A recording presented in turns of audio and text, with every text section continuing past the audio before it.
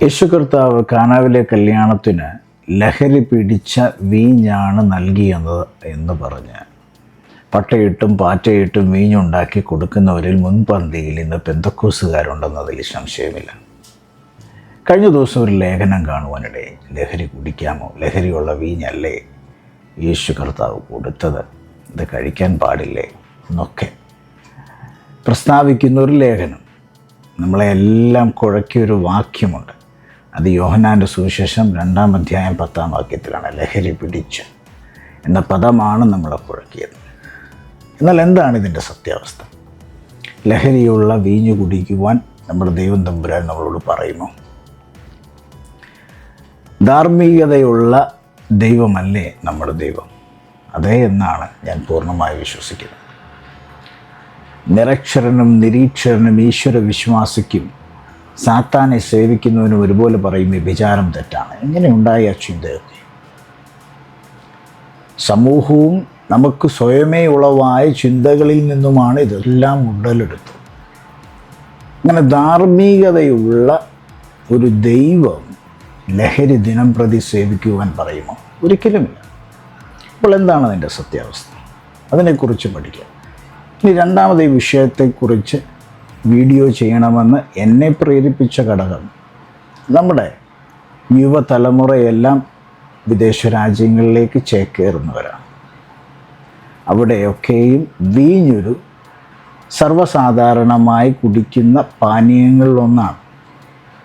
അത് ലഹരി ഉണ്ടോ ഇല്ലയോ എന്നൊന്നും വിഷയമല്ലാത്തതുകൊണ്ടും ബൈബിളിൽ കുടിക്കാമെന്ന് പറഞ്ഞു എന്നുള്ളൊരു തെറ്റിദ്ധാരണ ഉള്ളതുകൊണ്ടും അതിനെ സേവിക്കാൻ മടിക്കുന്നില്ല എന്നുള്ളതാണ് സത്യം.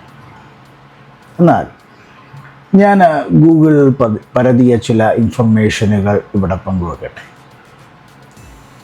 റമ്മ് പോലെയുള്ള ലഹരീയ പാനീയങ്ങളിൽ ഏകദേശം 40% ABV ഉണ്ട്. എന്താണ് ABV? Alcohol by volume 40%. Beer പോലെയുള്ള പാനീയങ്ങളിലോ ഏറ്റവും മാക്സിമം 12% ABV ഉണ്ട്. എന്നാൽ വൈൻ ഇതിന് രണ്ടിനും ഇടയ്ക്കാണ്. ഏകദേശം 20% മാക്സിമം വരാവുന്ന ABV ഉള്ള വൈനുകൾ നമ്മുടെ വിപണികളിൽ ലഭ്യമാണ്. നമ്മൾ ഉണ്ടാക്കുന്ന വീഞ്ഞിന് പോലും എത്ര വീര്യമുണ്ടെന്ന് നമുക്കറിയില്ല. ഏകദേശം അത്രത്തോളം തന്നെ വീര്യം വരുന്ന വീഞ്ഞുകളാവാം നമ്മൾ ഉണ്ടാക്കുന്നത്. അതുകൊണ്ട് ഇതൊരു ലഹരി പദാർത്ഥം തന്നെയാണ്.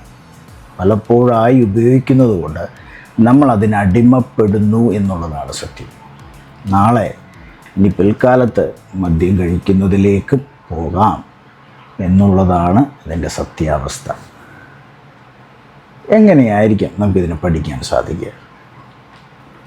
ഒരിക്കലൊരു വേദപണ്ഡിതൻ ഇപ്രകാരം പറയുവാനിടയായി.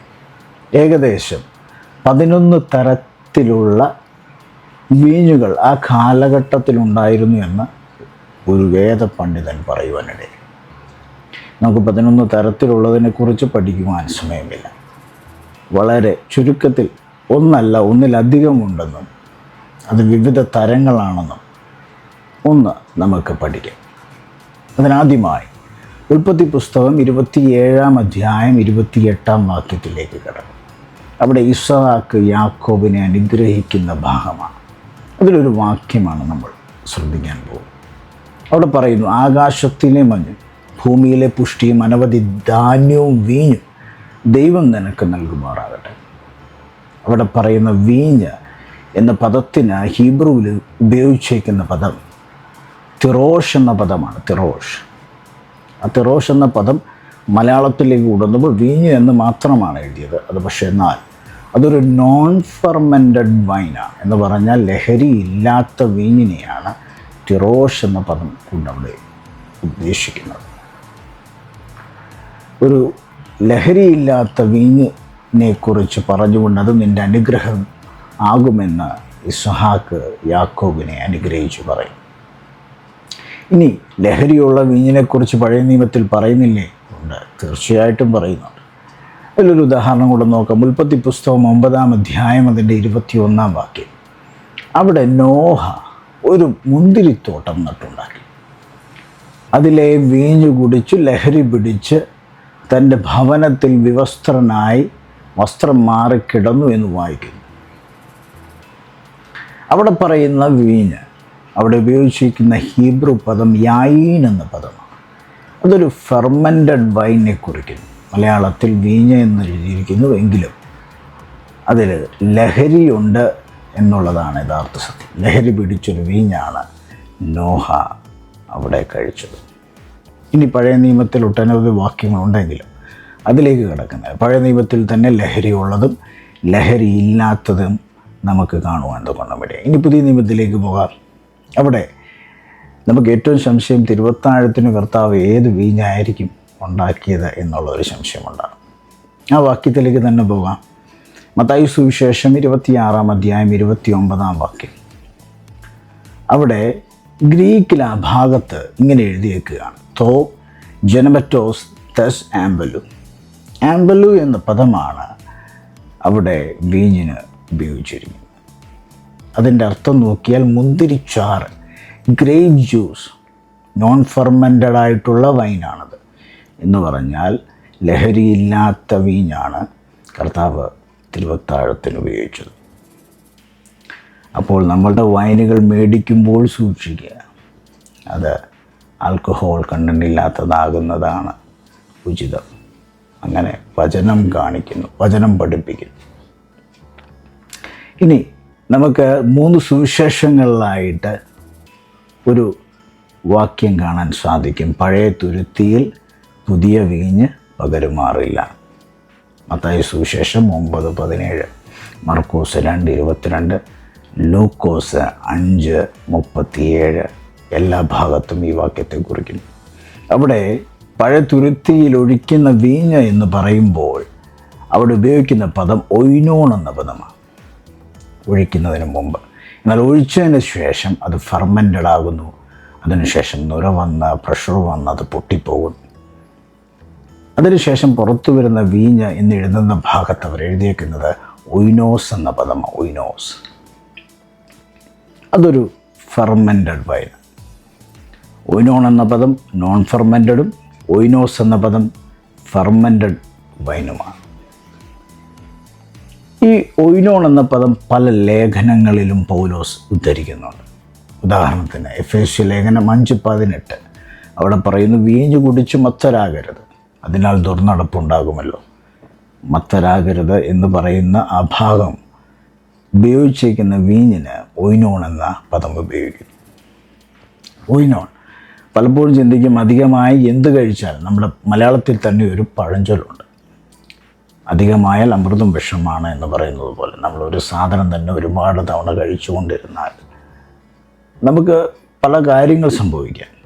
ഒരിക്കലും ഒരു ന്യൂസ് ഇപ്രകാരം വായിക്കുമെന്ന് കണ്ടുപിടി: ഒരു വ്യക്തി അധികമായി ഒരു ശീതളപാനീയം, കൊക്കക്കോള പോലെയുള്ള, പെപ്സി പോലെയുള്ള ഒരു ശീതളപാനീയം 24 മണിക്കൂറും 48 മണിക്കൂറും വെള്ളത്തിന് പകരമായും കുടിച്ചുകൊണ്ടേയിരുന്നു.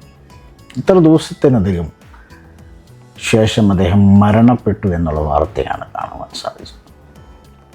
എന്ന് പറയുന്നത് പോലെ തന്നെ ഇതധികമായി സേവിക്കും തോറും നമുക്ക് മത്ത് പിടിപ്പിക്കാം. ഇനി വേറൊരു വാക്യത്തിൽ പ്രകാരം കാണുന്നു, 1 തിമോത്തിയോസിൻ്റെ ലേഖനം 3:8. അവിടെ പറയുന്നു: ശുശ്രൂഷക്കാരോ കനശാലികളായിരിക്കണം, ഇരുവാക്കുള്ളവരും മദ്യപാന്മാരും ദുർലാഭമോഹികളും ആകരുത്. അവിടെ പറയുന്ന മദ്യപാനികളും എന്നുള്ള പദത്തിന് ഇംഗ്ലീഷിൽ had not too much wine, അധികമായി വീഞ്ഞ് കുടിക്കുന്നവരാവരുത്. ആ വീഞ്ഞിൻ്റെ പദത്തിന് ഒയ്നോൺ എന്ന പദം തന്നെയാണ് ഉപയോഗിക്കുന്നത്. ഇനിയും 2 വാക്യങ്ങൾ കൂടെ കുറിക്കുകയാണ്. 1 തിമോത്തിയോസ് 5:23. അവിടെ തിമോത്തിയോസിനോട് പറയുകയാണ്: മേലാൽ വെള്ളം മാത്രം കുടിക്കരുത്, നിൻ്റെ അജീർണതയും കൂടെയുള്ള ക്ഷീണവും നിമിത്തം അല്പം വീഞ്ഞ് കഴിക്കണം. അത് ഈ ഒയ്നോൺ പദം തന്നെയാണ് ഉപയോഗിക്കുന്നത്. അവിടെയും മെഡിസിനൽ പർപ്പസിനായിട്ടാണ് തിമോത്തിയോസിനോട് ആ കാര്യം പൗലോസ് പറയുന്നത്.